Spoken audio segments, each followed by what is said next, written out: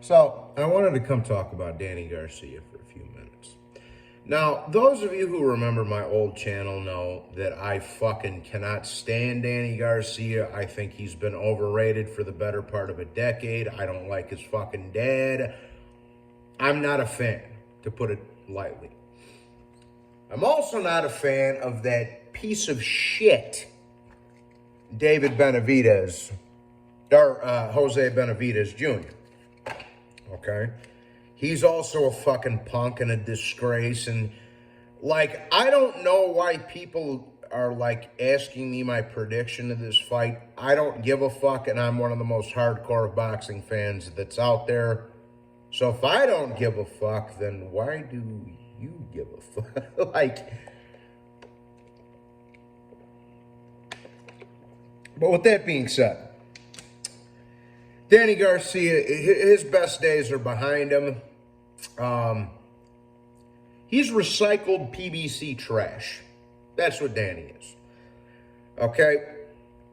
Danny Garcia has been so fucking overrated over the past, like I say, almost a decade up to this point. Here's what Danny Garcia's resume looks like to me. He fought Amir Khan a decade ago. Knocked him out. Won a title.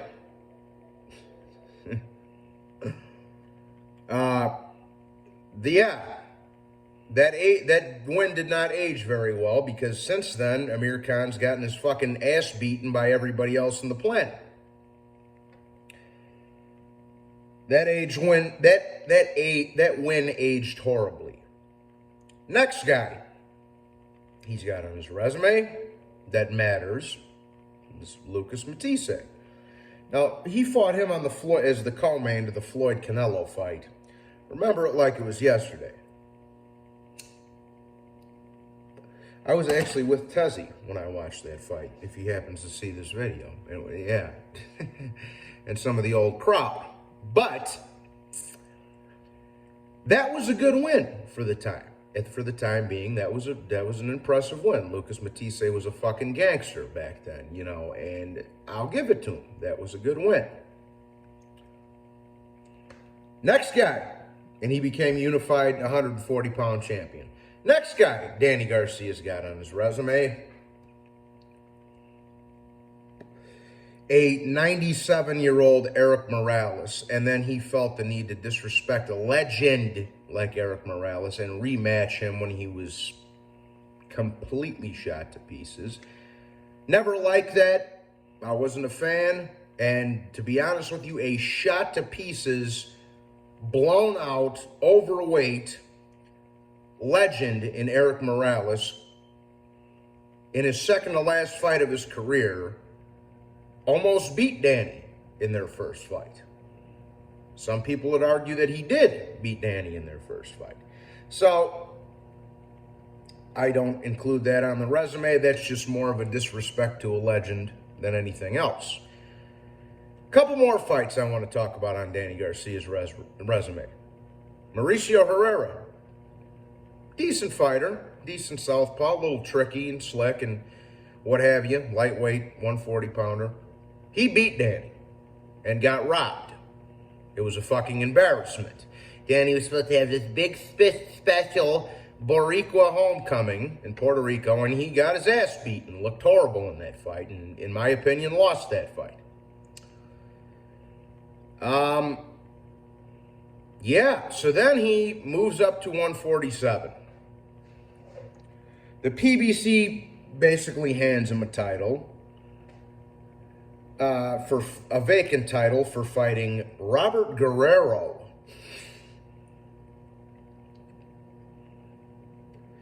Nothing against Robert Guerrero. He seems like a nice guy, but he's basic at best, I would say. Then he loses to Keith Thurman, loses to Sean Porter, fights a couple of bums sprinkled in between, like a shot to pieces Brandon Rios, Ivan Redcash, etc. Loses to Errol Spence. Now Danny Garcia hasn't fought since December of 2020 when he got his ass beat by Errol Spence. So why do I care about this fight? And he's fighting a one-legged Jose Benavidez Jr. that looked like shit in his last fight and, in my opinion, lost. So it's recycled PBC trash versus trash that Top Rank got rid of because they figured out he was trash. I have no interest in this fight. I don't know why you or anybody the fuck else would have any interest in this fight. Danny Garcia is an overrated, overhyped clown. So's his dad. So's Jose Benavidez Jr. He's a fucking puke. He's a disgrace. The family's a disgrace. Angel's a fucking disgrace. The sisters are a disgrace. Jose Benavidez is a fucking punk. Jose Benavidez Sr. is a fucking punk. David Benavidez is a fucking punk. So I have little to no interest in this fight. And you know these guys are going to be talking shit at the press conference trying to sell a few tickets. Except if you're smart like me, you would know better that this fight is worthless and doesn't mean fucking anything. All right. Danny Garcia has one weapon, a left hook. He has no footwork, no jab, no head movement, no nothing, and a good chin. David Benavidez has a bullet wound in his leg, a horrible chinny with quick hands. Basically, a upgraded version of Amir Khan. Let's just put it like that. So this fight is worthless. Danny and Benavidez are both worthless. This fight is pointless, people. Why am I making this video? But the reason why I made this video is because I had about at least half a dozen people ask me what I thought about the fight. And I'm telling you, it's a worthless fucking fight with two basic fighters. Both who have looked terrible recently. One of them coming off a layoff. The other one, not what he used to be. Arguably, both of them not what they used to be. So this is pure and simple, recycled PBC garbage. It's that simple.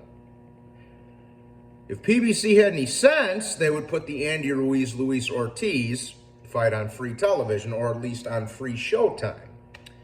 But this is the PBC we're talking about, and if it was up to Floyd and fucking Al Heyman, they would charge you $100 for a fucking McRib at McDonald's. So, yeah, what are you gonna do? Now that being said, this fight doesn't mean anything. God bless, and have a wonderful day.